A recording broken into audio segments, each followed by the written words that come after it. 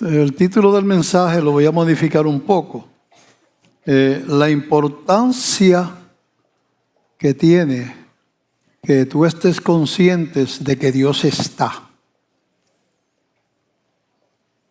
Y este título viene porque después de 50 años en el ministerio, hemos visto muchas veces que la gente, cuando viene el golpe de la vida, viene el problema, viene lo que, ¿verdad?, sea familiar, económico, enfermedad, problemas relacionados con entre familias, pérdida del trabajo. Mucha gente cristiana, en vez de acercarse a Cristo en ese proceso, se alejan de Cristo. Y canalizan la problemática, el problema, la situación hacia el coraje con Dios, hacia la impotencia, hacia la autocompasión. Y entonces caminan en dirección contraria. En dirección contraria. Es que viene, usted vive en la playa y de momento todo el mundo grita, viene un tsunami, y todo el mundo empieza a alejarse de la costa y usted empieza a caminar hacia el mar. ¿Verdad? Entonces todo el mundo, Dios, pero qué raro que en vez de estar huyendo del tsunami, se está metiendo en el medio del tsunami. ¿Verdad? Entonces, alejarse de Dios, de Cristo, de caer en el desquite espiritual. Como Dios no me ayuda, como me pasó esto, como esto fracasó, aquello lo perdí y esto lo que fuere, es que Dios no me quiere y por lo tanto pues yo me voy. Entonces estamos caminando al revés. Y es bien importante que la vida cristiana tenga sabiduría, además de religión. La religión no nos puede ayudar cuando estamos en un problema grande, la religión de por sí. Porque la religión es un acto externo, es algo de práctica. La relación con Dios es lo que realmente. O sea, nuestra religión debe ser una religión de relación.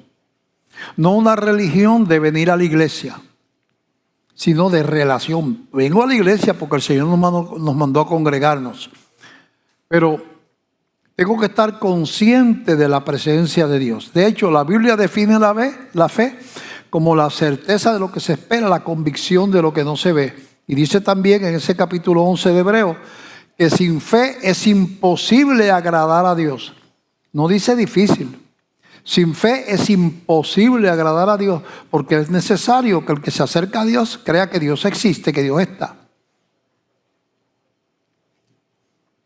Entonces, en un culto de domingo, en el magnífico devocional que hemos tenido, ¿verdad? Y todo, pues, Dios, la presencia de Dios estaba en la iglesia el domingo. Pero mañana se te rompe el auto, se te enfiela el carro. O te anuncian en el trabajo que el empleo tuyo se acabó. Entonces sacas a Dios del camino. Y te da coraje o te desquitas. Y estás caminando en dirección contraria. Así que ese es el título, el mensaje. El triunfalismo que se está predicando en el evangelio moderno del positivismo, eso viene de un movimiento social, no cristiano. El positivismo no es lo mismo que la fe. El positivismo es tú puedes, si tú te lo propones, tú lo logras, porque tú puedes hacerlo, es cuestión de proponérselo uno. O el positivismo religioso, todo es nuestro, yo no recibo eso, yo decreto tal cosa, ¿ves? Entonces es una arrogancia espiritual. Y cuando los eventos no cambian porque tú decretes, porque Dios no hace las cosas porque tú lo digas, aunque hay que tener fe, pero tú no puedes, todos los que decretan en Puerto Rico, si decretaron en María, yo decreto que en mi casa no va a llegar el viento, pues se decretaron y el viento les dio, porque tú vives aquí. Y cuando tembló la tierra, yo decreto que todas las casas se van a mover menos la mía. Y la tuya bailó el mambo también. Especialmente a los que vivimos en el sur. Porque la vida tiene pruebas. La vida de los profetas estuvo llena de todos los apóstoles. ¿Y amaría a Jesucristo a los apóstoles? ¿Tú crees? Vivieron con Él, caminaron con Él, se encargaron de dar su vida por el Evangelio. Todos fueron martirizados, murieron en la cárcel o torturados o ejecutados. ¿Lo amaría a Dios? Sí, pero pagaron con su vida. Pero leemos lo que dice el apóstol Pablo en Filipenses 4, del 10 al 13. Dice así. Vamos a ponernos de pie. En gran manera me gocé en el Señor de que ya al fin habéis revivido vuestro cuidado de mí, de lo cual también estabais solícitos, pero os faltaba la oportunidad. Le está escribiendo a la gente de Filipo, ¿verdad? Filipenses. No lo digo porque tenga escasez, dice el apóstol Pablo, pues he aprendido a contentarme cualquiera que sea mi situación. Espérate. He aprendido a contentarme cualquiera que sea mi situación. Dice él en un lugar que pasó varios naufragios, pero allí estaba el gozo del Señor. Dice que le dieron varias veces 39, 40 azotes menos uno, los griegos y los romanos. Varias veces. Dice en otro lugar de la Biblia que le dieron tantas pedradas y tantos golpes que lo tiraron por encima de un muro creyendo que estaba muerto. Y esa persona escribe esto. He aprendido a contentarme cualquiera que sea mi situación. Sé vivir humildemente y sé tener abundancia en todo. Y por todo estoy enseñado. Así para estar saciado como para tener hambre. Así para tener abundancia como para padecer necesidad. Todo lo puedo en Cristo que me fortalece. Y da la razón por la cual él y los otros profetas fueron probados. Y su victoria estuvo en la fe, no en vivir una vida como predica el Evangelio Nuevo, arrogante de la prosperidad, de que tú decretas, que tú eres hijo del rey, que tú no debes dar un carrito por ahí, tú reclamas un Mercedes-Benz y lo recibirás porque tú lo declaraste con fe y lo que tú decretas Dios lo hace. En otras palabras, Dios está a tu servicio. Y eso no es verdad. Los profetas sufrieron mucho y Dios los amaba. Padre, te damos gracias por la palabra de hoy. Llévanos de la mano a través de ella. En el nombre de Jesús nos ponemos en tus manos, Señor. Amén, amén, amén.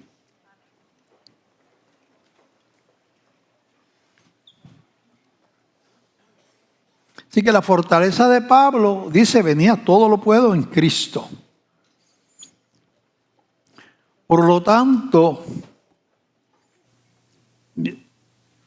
una de las metas de este mensaje es que entendamos la diferencia entre una religión y una relación. Es una diferencia. La relación es un asunto espiritual. No tiene nada que ver con las circunstancias.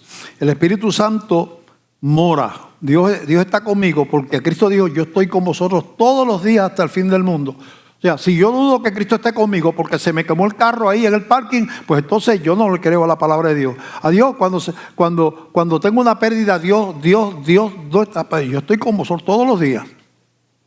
Y a los cristianos le pasan cosas. Las personas que como yo hemos tenido el privilegio de estar en países donde ser cristiano es estar dispuesto a padecer, a morir y a sufrir todos los días de la vida. Donde cuando la esposa se despide en la India de ese misionero cristiano, donde odian al cristianismo las tres religiones principales de allí, que es el hinduismo, el islam y el budismo. Los cristianos allí es menos del 1%. Donde queman iglesias, matan pastores. El misionero sale y la esposa no sabe, el cristiano que va a predicar a las aldeas, no sabe si va a regresar. O si la llaman que está tirado en el piso porque lo apedrearon. Y ellos siguen predicando. Esos misioneros que nosotros tenemos, la mayoría está en países donde es peligroso predicar.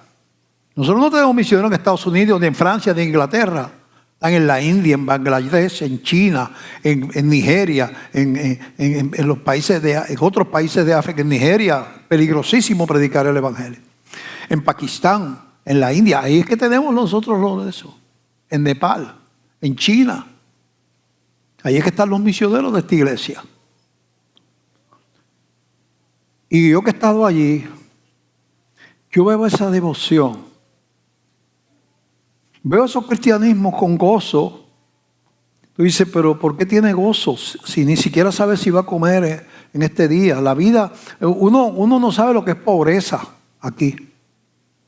¿Verdad? Aquí le llamamos pobreza, que lo único que me dan de esto es el pan, que son $200, $300. Es lo único. Sí, pero eso, ni 5 centavos le dan en la India a los pobres. Allá en Calcuta, en la India, salen carros de caballo a recoger los muertos de las calles.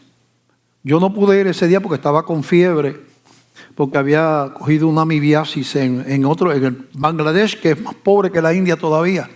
Cogí una amibiasis y estaba temblando en el hotel y los muchachos fueron a ver cómo quemaban los cadáveres en el río, en la orilla del Jordán, del Ganges, en la orilla del Ganges, quemaban los cadáveres. Yo no pude ir porque estaba con fiebre, porque recogen carros de caballo recogiendo muertos todos los días de gente que muere en las calles de hambre. Llegamos a una aldeíta allí en la India, estaba el doctor Castillo, que recuerdo, creo que estaba, no sé si Pedro Gómez andábamos con Axel Lanauce, llegamos a una aldeíta de unas cuantas casas, quizás 10, 15 casitas, y nos llamaron, vete que hay una señora que está ahí bien mala para que oren por ella. Cuando fuimos allí, lo que encontramos era, no había entre su piel y sus huesos, no había 1 centímetro de carne. Aquello eran huesos con piel. Estaba muriendo. El doctor Castillo, que es médico, la ve. Dice, ella se puede sacar de eso si yo estuviera aquí para darle alimentación por vena o aunque fuera por la boca, pero estamos lejos de la civilización. Yo no puedo hacer nada. Esa señora no pasa de hoy. Se está muriendo de hambre. Entonces, ¿por qué ellos siguen predicando el evangelio?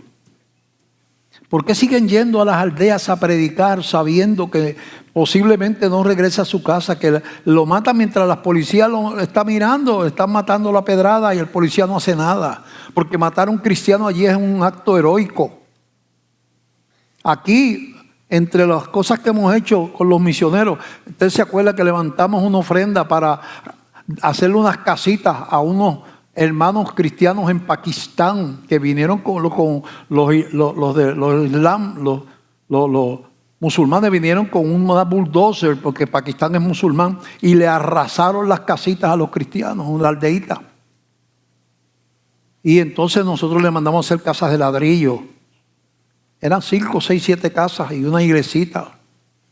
Le mandamos acá para reconstruir. Entonces, ¿por qué? Es que ellos viven refugiados en los brazos de Jesús. Lo que usted va allí y ven la gente sonriendo. Dice, pero si no sabe si va a comer mañana, ¿por qué ríe? ¿De dónde saca? ¿Qué razón tiene para estar riéndose? Y tú te das cuenta que hay un poder que está sobre las condiciones humanas. Es lo que está diciendo Pablo. O sea, yo estoy reafirmando lo que acaba de decir Pablo. En otro lugar da una lista de las cosas y camino de ladrones, azote, cárceles, todo eso, ¿verdad? Todo eso yo lo he vivido. Entonces, tú ves lo mismo en esos países y tú te preguntas de dónde sacan las fuerzas y el gozo si su vida no tiene esperanza. En la India es lo que se llama un sistema de castas. La religión tiene un sistema de castas, la religión hindú. Que si tú naces paria, que son los más de abajo, tú lo único que puedes ser es pordiosero o trabajar barriendo calles o haciendo cosas así, recogiendo basura. No puedes progresar. Los parias decir, voy a poner un negocito para echar. No, tú eres paria, tú no puedes poner negocio. Tú tienes que, cuando tú te mueras, tú vas a reencarnar en otra cosa a lo mejor, pero ahora tienes que, eres paria. Tienes que ser pordiosero y ese es tu destino. Entonces, yo veo a la gente en mi año de experiencia de pastor que cuando vienen los problemas dejan de venir a la iglesia, por ejemplo. Cuando vienen los problemas, se le da coraje con Dios, se enfrían. ¿Entiendes? Entonces, eso es como cuando tú estás en un clima frío, de eso de bajo cero, y hay una hoguera y estás congelándote. El frío es malísimo cuando es de más. ¿Verdad? Una cosa que se llama hipotermia, causa la muerte. Estás congelándote y en vez de correr hacia la hoguera, corre. Porque a mí Dios me puso en este clima frío, cuando hay otra gente que vive allí en Puerto Rico que lo que tiene es calor. Y a protestar. ¿Por qué aquel bandido tiene el carro nuevo ese y a mí perdí el que tenía? Porque esto y lo otro. Y yo que voy a la iglesia y me quedé sin trabajo. O sea, en vez de correr como Pablo, a ser fuertes, todo lo puedo en Cristo que me fortalece.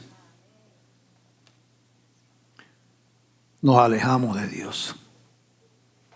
Entonces, tú no puedes vivir una vida de contradicción y que esa vida sea victoriosa. Hay un ejemplo de un hombre de Dios que sirvió al Señor, pero Dios lo probó y todo lo que tenía lo perdió. Familia, hacienda, animales, criados. Quedó en la calle. Y él empieza a argumentar con Dios. Vienen unos amigos que no le ayudaban en nada porque lo acusaban que era por culpa de él que Dios lo estaba castigando. Y entonces él era un hombre de Dios, pero las circunstancias lo convirtieron acusar a Dios de que siendo él un hombre de Dios, ¿por qué le pasaban tantas cosas malas? ¿Y sabe cómo termina esa Job al final de su libro? Él reconoce que él no conocía a Dios. Lo conocía en la prosperidad, pero no supo verlo en la crisis. Y Job escribe, dice, respondió Job a Jehová y dijo, yo conozco que todo lo puedes y que no hay pensamiento que se esconda de ti. ¿Quién es el que oscurece el consejo sin entendimiento? Por tanto, yo hablaba lo que no entendía. Yo llegué al momento que dudé de tu bondad. Pensé que tú no me amabas. O sea, yo no entendía. Cosas demasiado maravillosas para mí que yo no comprendía. Oye, te ruego y hablaré. Te preguntaré y tú me enseñarás. De oídas te había oído. El hombre de Dios dice, yo creía que te conocía, pero ahora me doy cuenta que yo de oídas. Mas ahora mis ojos te ven. En la prueba aprendió a darse cuenta de que Dios estaba ahí. Por tanto me aborrezco y me arrepiento en polvo y ceniza. Cuando tú ves la vida de los profetas, tú te das cuenta que Dios los probó. Jeremías, el pueblo lo aborrecía cuando fue allá a decirle a los israelitas que los babilonios, Dios le había dicho que Babilonia iba a ganar la guerra a Israel y que iban a ser llevados esclavos y que iban a destruir el templo y que iban a abusar de las mujeres y de todas estas cosas. Dios me mandó y ellos le dijeron que hubo profetas de embuste. Eso es mentira y vamos a vencer a los de gente de Babilonia. Y cogieron y recibió maltrato, hasta lo metieron entre un pozo. Profeta. En su caminar de profeta estaba ser probado. David, rey y profeta. Cuando él escribe el Salmo 23, Jehová es mi pastor, nada faltará, en lugares de los pastos me hará descansar, junto a aguas de reposo me pastoreará, confortará mi alma. Me guiará por sendas de justicia por amor de su nombre.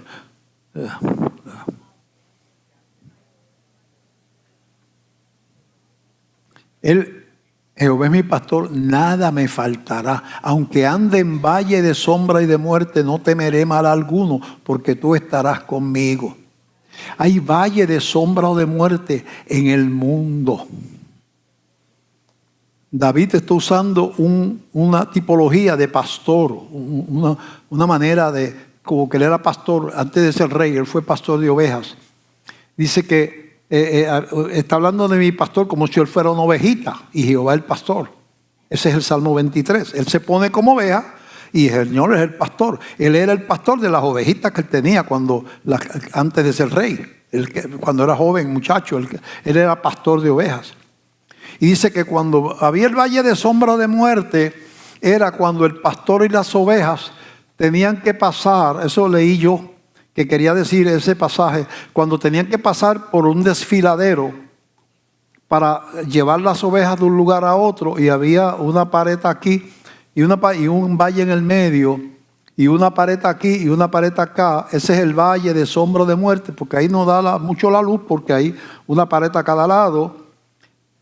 Es el lugar preferido, leí yo, para los depredadores que se comen las ovejas.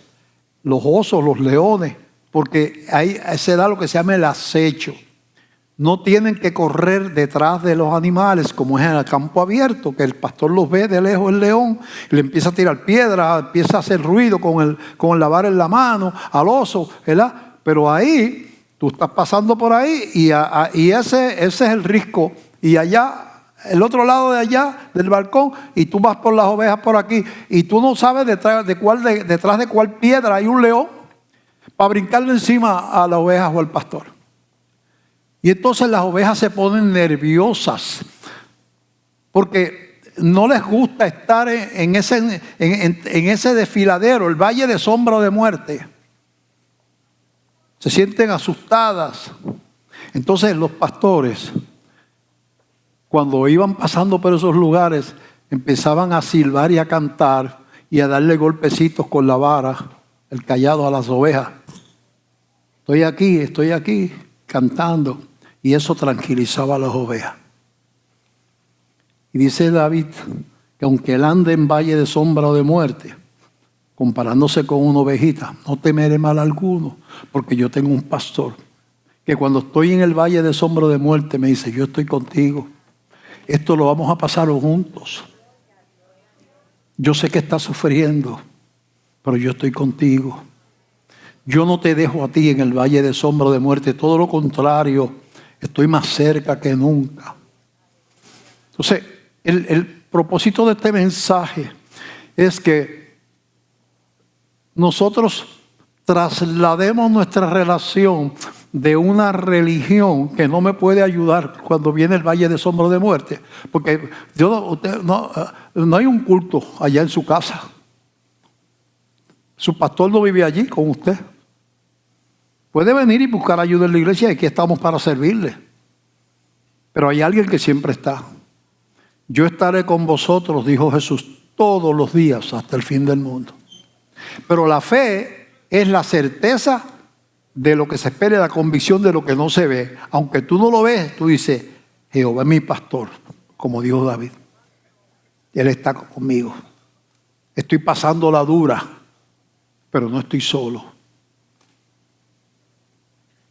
Se pasan los valles de sombra o de muerte con el pastor. Nos hacemos fuertes cuando nosotros podemos enfrentar la realidad de este mundo. Jesús dijo, en el mundo tendréis tribulación. Él no dijo, el mundo es una fiesta todo el tiempo. No se le muere ningún ser querido, no le dan enfermedades, no vienen huracanes, ni terremotos, ni guerras. En otros países, guerra. Yo estuve en Ucrania cuando estaba en paz. Qué país hermoso. Tuvimos que ir a un culto a un campo, el grupito que fuimos. Y allí llegó gente, era una iglesia aislada. Yo no sé de dónde salió tanta gente. Estaba lleno el patio de aquella casa. No cabíamos en la iglesita. Hicimos la concentración en el patio. Y allí se nos dio la oportunidad de compartir la palabra en inglés, con traducción. Después fuimos a la capital y allá fuimos a un parque y entonces el Slavik, el que es de Ucrania, el misionero de Ucrania, me dijo, ¿por qué tú no le predicas a la gente que está aquí en el parque? Yo lo miré y yo dije, bueno, pero yo no sé ucraniano, hablando en inglés, ¿por qué? Dice, no, pero tú predicas en inglés, yo le traduzco a ellos. Entonces yo tuve el privilegio de predicar en Kiev, donde están cayendo las bombas rusas. Yo tuve el privilegio de predicar en un parque a la gente de Ucrania. Y como esa gente, el problema es que Axel dice, el problema no, la bendición es, pastor, ¿sabe lo que están pidiendo los ucranianos en el medio del bombardeo de los rusos? Lo más que piden son Biblias. Mandamos de aquí 5,000 para allá hace 2 o 3 meses, ¿verdad? ¿Se acuerdan? Para Ucrania, 5,000 Biblias. Porque la gente está allí, dice que las iglesias que hay, no cabe la gente. Porque no tienen en qué refugiarse. Todo el mundo promete, los europeos, pero no están allí para defenderlo. Los Estados Unidos, pero no están allí para defenderlo. Todo el mundo los ha dejado solos. Le mandan dinero. Pero han agarrado del Señor. Qué tremendo sería si nosotros pudiéramos decir, la fortaleza de la Iglesia Bautista de Glenview no es la economía, y es una iglesia, ¿verdad? Tiene una economía sólida porque somos muchos, somos casi 2,000 miembros aquí. ¿Verdad? No. La fortaleza de Glenview no es las buenas facilidades que tiene. La fortaleza de la iglesia es, primero, que están unidos. No hay divisiones. Y segundo, que su fe está en Cristo, no en el pastor Pereira ni en Joel Martínez. Está en Cristo. Esa iglesia confía en Cristo. Y pasaron el COVID con Cristo, y pasaron el huracán aferrado de Cristo, y pasaron el terremoto agarrado del Señor. Y vienen tiempos malos, profetiza la Biblia. Y si no estamos agarrados del Señor, vamos a tener problemas. Porque está profetizado que vienen tiempos malos para acá, para este lado. Conocemos los tiempos malos que están pasando en África y en la India, pero no hemos probado todavía el sabor de la crisis, como ellos la prueban. Y cuando vengan esos tiempos malos, venir a la iglesia el domingo no te va a poder resolver a ti la persecución, el prejuicio contra los cristianos. El gobierno adueñándose de los hijos de uno.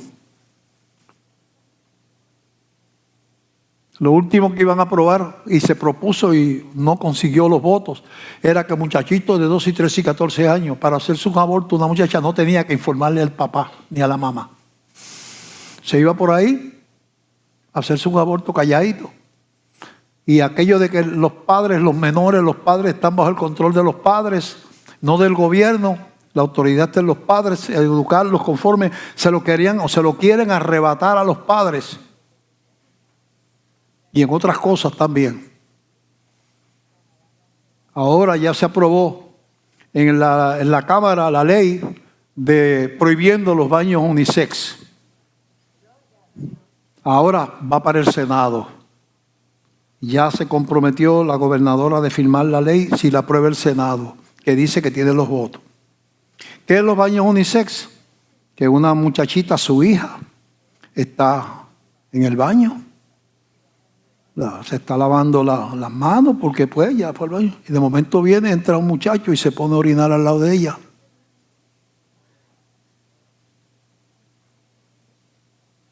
Porque ahora no hay división sexual en los baños. Eso, no es que estoy diciendo que no lo hay, porque se prohibió, y lo prohibió el presidente de Estados Unidos también. Pero esa era la intención. Vienen cosas terribles, terribles, para usurpar la autoridad de los padres. Entonces necesitamos algo que sea espiritual.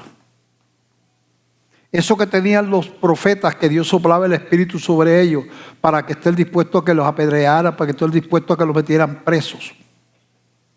Eso que tiene la gente de la India, de Pakistán, de los países de África.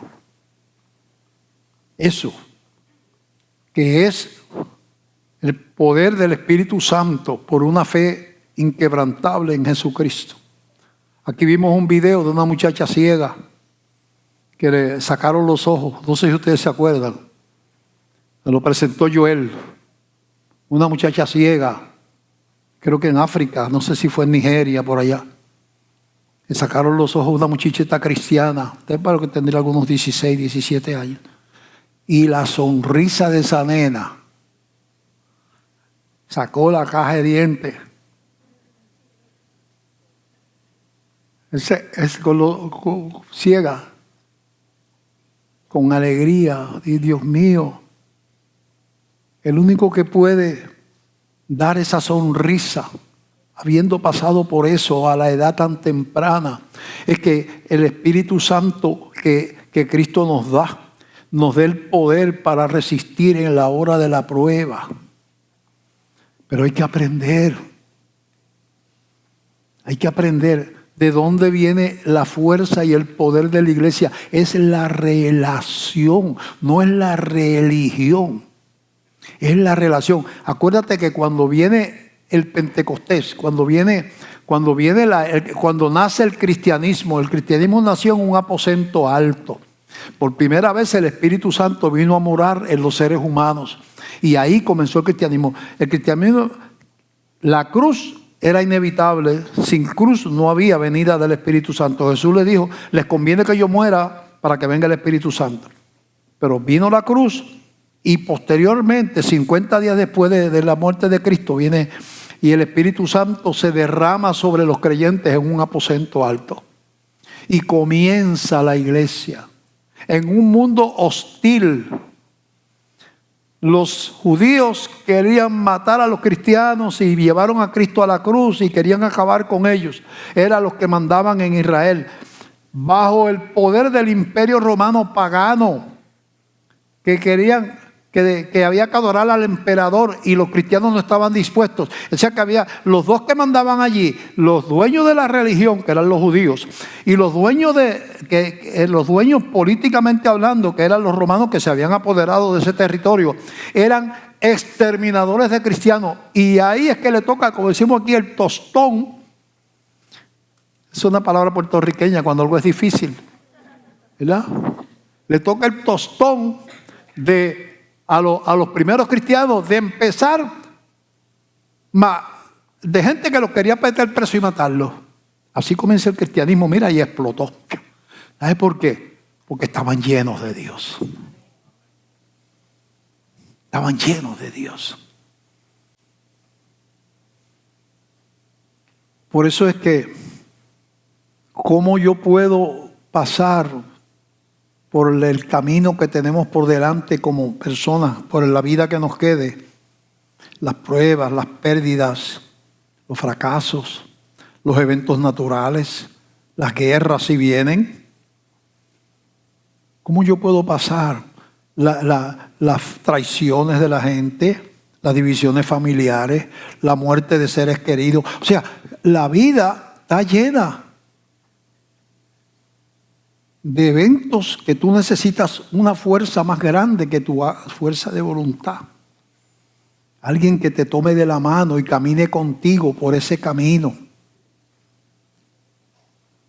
Por eso es que, si tú me dices cuál es la definición de fe, la que está en la Biblia, después la certeza de lo que se espera, la convicción de lo que no se ve.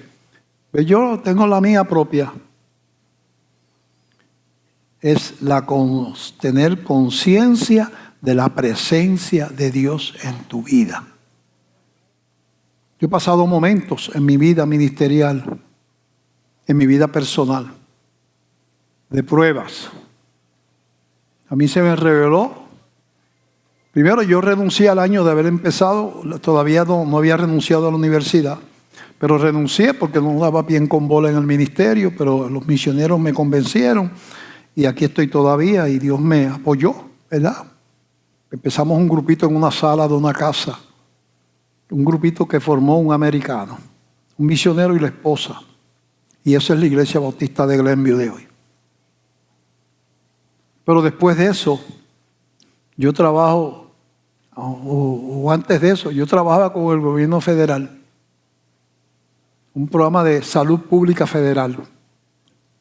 En un comité, en un departamento de evaluación como especialista en control de vectores para el gobierno de Estados Unidos. Y el programa lo cierran. Tengo 3 hijos pequeños. Lo cierran en diciembre y me quedo sin trabajo. Mis compañeros de trabajo, que eran empleados federales también, a todos se nos dio la oportunidad de no trabajar en Atlanta, donde está el CDC, porque trabajamos con Salud Pública Federal. CDC está en Atlanta. Communicable Disease Center, algo así se llama. En mi inglés de machuelo. Entonces, mis compañeros, muchos aceptaron y se fueron a hacer su vida a Georgia, Atlanta. Yo dije, mi familia está aquí, mi papá y mi mamá están aquí, mis hermanos están aquí, los papás y las mamás de mi esposa están aquí, los hermanos están aquí, mis amigos están aquí, mi vida está aquí. Mi patria es Puerto Rico. Cuando yo estoy en Estados Unidos, estoy en un país extranjero. Yo soy puertorriqueño, yo no soy americano. Y por lo tanto, a mí no se me ha perdido nada en Georgia. Yo voy de visita, me encanta. Estaba en Georgia varias veces, precioso. Allí todo es Peach, en Atlanta, Peachtree Avenue, Peachtree yo no sé qué. Underground Atlanta, Stone Mountain. Y he estado allí. Pero mi casa es esta. Entonces, ¿sabe cuánto estuve? 8 meses sin trabajo. desde diciembre hasta agosto, con 3 hijos pequeños. Pero dice aquí, bien, vamos a leer un momentito lo que Dios hizo con Elías. En Primera de Reyes, dice así, 14 del 1 al 7. Entonces Elías Tisbita, era un profeta de Dios, que era de los moradores de Galaad, dijo a Acab: vive Jehová Dios de Israel, en cuya presencia estoy, que no habrá lluvia ni rocío en estos años, sino por mi palabra. Yo le di autoridad al profeta, dice, Acab era el esposo de Jezabel y habían llenado el pueblo al país de los ídolos, de los baales y todas esas cosas. Y entonces Elías le dice, decreto que no va a llover más. Y entonces vino a él palabra de Jehová, a Elías, diciendo: apártate de aquí, vuélvete al oriente y escóndete en el arroyo de Kerich, que está frente al Jordán. Beberás del arroyo, y yo he mandado a los cuervos que te den allí de comer.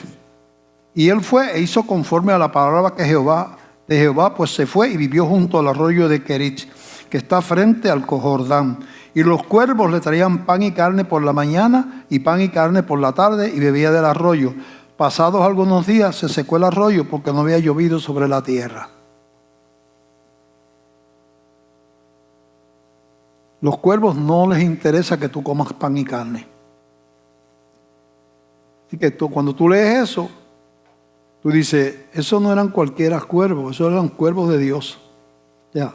No eran los cuervos, era Dios que le estaba mandando comida a Elías. Que utilizó Dios a los cuervos, Dios utiliza a quien quiere. Una vez Dios, una mula le predicó a un profeta que estaba mal y la mula lo reprendió. Tú sabes que una mula te salga hablando a ti. Dios hace como Él quiere. Cuando yo estuve 8 meses, cuando se acabó el programa federal, desde enero hasta agosto, que conseguí trabajo en la Universidad Católica, sin trabajo, nunca nos acostamos sin comer. Yo no sé cómo los cuervos, qué cuervos eran, pero en mi casa siempre había algo. 8 meses. Más tarde, cuando yo empiezo con el grupito de la iglesia y crece el grupo, éramos ya como 180. Pero yo tenía una buena posición. Dios me muestra a mí que yo tengo un llamado al pastorado. Y se despierta en mí un amor por la obra que apaga el amor que siempre le tuve a la educación, a la enseñanza, que mi madre era educadora, ¿verdad? Eso siempre me gustó. Yo quería ser profesor de la universidad y lo logré. Rapidito era catedrático asociado, y como a los 5 años de entrar a la universidad ya era director del departamento de biología.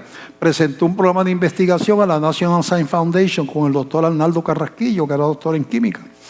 Y la National Science Foundation de los Estados Unidos nos aprobó el programa de investigación. Así que yo era catedrático de microbiología, director del departamento, y dirigía con Carrasquillo un programa de investigación. 3 cosas. Y Dios me dice, tienes que soltar las 3. Porque te estoy llamando. Yo hablo con Ana Luisa. ¿Y qué me va a decir esta mujer con 3 hijos pequeños? La iglesia no me puede pagar ni la mitad, era una iglesita pequeñita. Pero ella me dijo, pues, si tú vas por ahí, yo me voy contigo.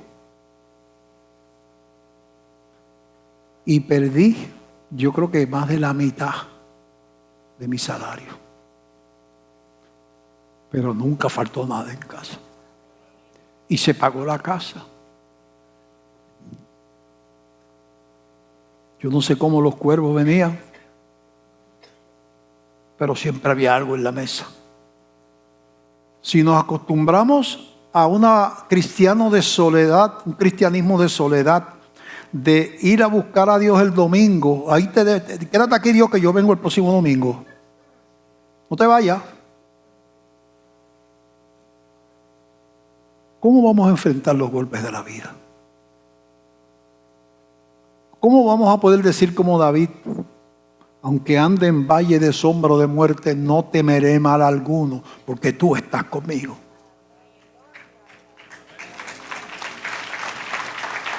¿Cuándo? ¿Cómo vamos a poder decir eso? La religión no provee para eso. La fe, sí. Por eso dice en Hebreos 11:6, pero sin fe es imposible agradar a Dios. No dice difícil, sin fe es imposible agradar a Dios, porque es necesario que el que se acerque a Dios crea que Dios existe y que es galardonador de los que le buscan. Es Hebreos 11:6. Sin fe es imposible agradar a Dios. Así que, ¿cuál sería para mí, que ya cumplí 28 años los otros días? Digo, tengo 87. ¿Cómo va? ¿Cómo tú enfrentas? Tú no sabes que no le queda mucho tiempo. Si tú no tienes paz con Dios, no tienes paz con tu vejez, porque tú no quieres irte. Tu paraíso es esto aquí. Señor, déjame aquí para siempre y nunca me lleves a la gloria. Porque la promesa para los cristianos es estar con Dios en la gloria, que es mejor que estar aquí. ¿Cómo yo voy a lidiar con el miedo más grande que tiene el ser humano, que es el miedo a la muerte? ¿Cómo yo voy a poder enfrentar el miedo más grande de todos los miedos? Es el miedo a la muerte. ¿Y cómo pero sin embargo es algo que todo el mundo tiene que pasar por eso. A menos los que estén vivos cuando Cristo venga a buscar su iglesia. Yo no tengo miedo, yo se lo garantizo. Yo pasé por una operación de 3 bypass aquí, en el corazón. Para hacer esa operación, me sacaron una vena de la pierna, la picaron en 3 pedazos, me abrieron el pecho. Yo tengo un hilo de metal aquí que se quedó ahí. Abrieron ahí, porque nadie puede operar un corazón que está brincando. Paran el corazón, me ponen la circulación por una máquina para poder cortar esas 3 venas y coser 3 venas nuevas mientras el corazón está parado. Después le inyectan algo, yo no sé qué, o le dan un shock eléctrico, yo no sé lo que hacen. Y ¿verdad? Pero está el tío, ¿verdad? Está el tío, todavía está funcionando. La vida tiene pruebas. Hace semana y media, 2 semanas, mi esposa de momento empieza a darle una subida de presión por la noche. Por la mañana yo llamo a Mari, es algo fuerte, dice tenemos que llevarla a emergencia. Y la llevamos ahí a San Lucas. Es verdad que tuvimos que esperar desde por la mañana como hasta las 10 de la noche. Que la pusieron en un cuarto, ¿verdad? Y por de martes a viernes, yo 63 años durmiendo con una mujer al lado. Y de momento aquella cama parecía que estaba durmiendo en un estadio de pelota en la segunda base y no había nadie en todo el parque. Aquella cama parecía que era más grande que el Yankee Stadium. Me imagino que ella se sentiría sola, peor para ella que estaba en un hospital. Pero conmigo no vive más nadie. Bueno, mi perrito Oliver. Pero en casa los perros no se suben a la cama, excepto cuando va Luis. Que Luis hace trampa, lo encierra en el cuarto y después que cierra el cuarto, viene y lo trube a la cama, porque a Ana Luisa no le gusta.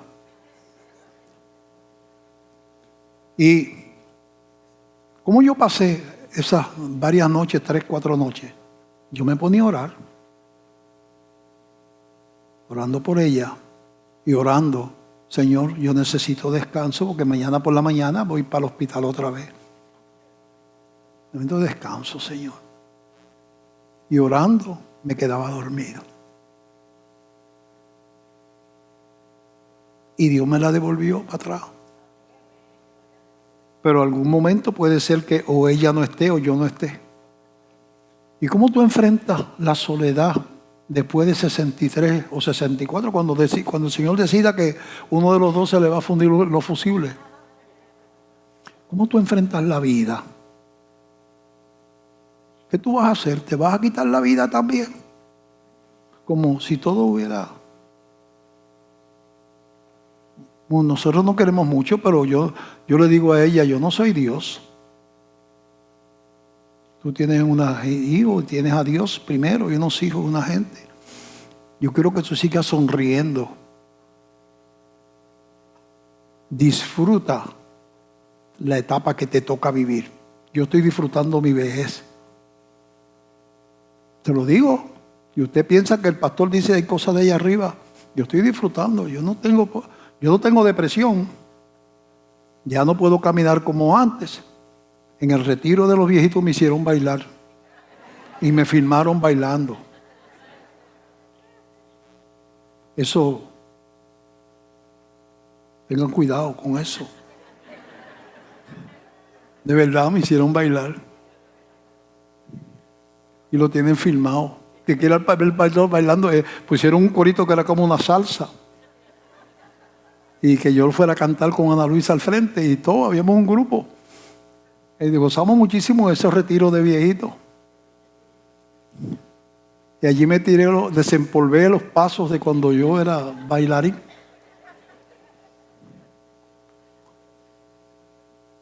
Pero Dios está. Y es bueno, es caminar acompañado el resto del camino. Que cuando se apague la luz, tú sepas para dónde tú vas. Que el que ha estado contigo de una manera espiritual va a estar contigo de una manera personal y tú le verás cara a cara. Porque tú eres parte del pueblo de Dios. Mientras tanto, gózate, porque Él vino a morar a nuestro corazón por el Espíritu Santo. Y dijo Jesús, yo estoy con ustedes todos los días hasta el fin del mundo. La cuestión es verlo. No es verlo en la iglesia, verlo como que habita, me acompaña, me ayuda a pasar por los valles de sombra o de muerte. Él es mi pastor, nada me faltará. Si tú estás en este lugar, tú no sabes lo que te estás perdiendo y tú no sabes lo que es enfrentar los golpes de la vida sin una relación con Cristo. La pérdida de un ser querido, un diagnóstico de una enfermedad mortal, un accidente trágico, un terremoto, un huracán que es terrible, una guerra, lo que sea. No sabemos lo que tiene este mundo para nosotros. Pero yo sí sé lo que tiene Cristo para nosotros. Cristo tiene su palabra que dice, yo estaré con vosotros todos los días hasta el fin del mundo. Así que cuando tiemble la tierra, Él está conmigo. Cuando venga la guerra, Él está conmigo. Él está conmigo todos los días. Y es mi refugio, es mi amparo, es mi fortaleza. Es mi pronto auxilio en la tribulación. Si tú estás aquí, caminas solo por la vida. Qué lástima, qué triste. Qué triste. Porque tú no sabes en qué esquina del camino hay una situación en que necesites fe para poderla pasar acompañado de Jesucristo. Si tú estás aquí todavía tú no le has entregado la vida al Señor, pues yo te estoy invitando a que tú tomes una decisión en el día de hoy. Requiere humildad, porque requiere reconocer que uno es pecador y no ser mentiroso, porque dice la Biblia, la misma Biblia dice, el que dice que no tiene pecado le dice a Dios mentiroso, hace a Dios mentiroso. O sea que si tú dices que tú no tienes pecado porque tú no eres ladrón, ni asaltante, ni usas droga, pues tú estás equivocado. Porque hasta un mal pensamiento es pecado. Todos necesitamos a Cristo. Si no, ¿para qué el Padre lo mandó a morir si tú te podías salvar sin Él? Sería un abuso del Padre. pero no hay nadie que pueda llegar a la gloria si no lleva a Jesús en su corazón. Ahí pregunto, antes de terminar, ¿hay alguna persona que hoy dice, pastor, yo creo que yo tengo que prepararme y yo tengo que reconsiderar mis caminos, y yo hoy quiero entregar mi corazón a Cristo? Y la Biblia dice, Jesús dice que lo confesemos públicamente, que no nos avergoncemos de Él. Aquí hay alguna persona que hoy levanta su mano y dice con eso, hoy yo quiero comenzar una vida con Jesús. Reconozco mi pecado y le entrego mi corazón. La Biblia dice que Él nos perdona de todos los pecados. Jesús dijo, al que a mí viene, yo no le echo fuera. Hay alguna persona que hoy toma la decisión y levanta su mano, expresando que le entrega la vida y los pecados a Cristo. ¿Hay alguien? Yo voy a hacer el último llamado y te pido que si Dios te ha hablado y tú quieres reconocer, hay una mano que se levanta por ahí. Dios le bendiga. ¿Quién salva? A su nombre. Alguien más, allí donde está.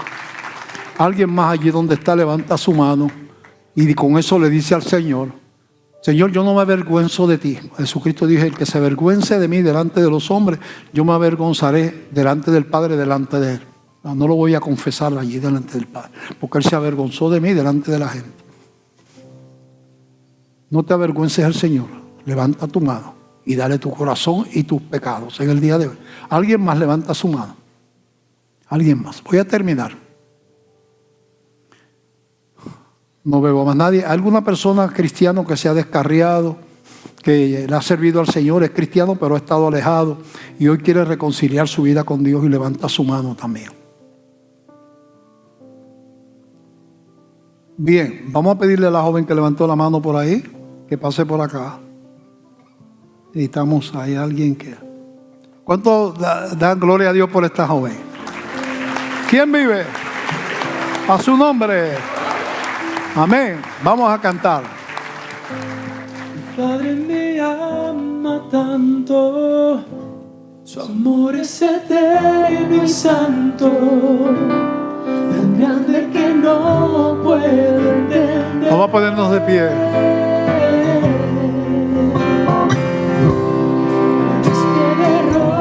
Padre, te damos gracias. Llévanos con paz. Señor, danos esa fe viva. Una fe viva, no una fe de domingo, una fe viva. Llévanos en tu nombre a nuestros hogares donde vayamos. En el nombre de Jesús. Amén. Que la paz de Dios sea con ustedes. Dios les bendiga.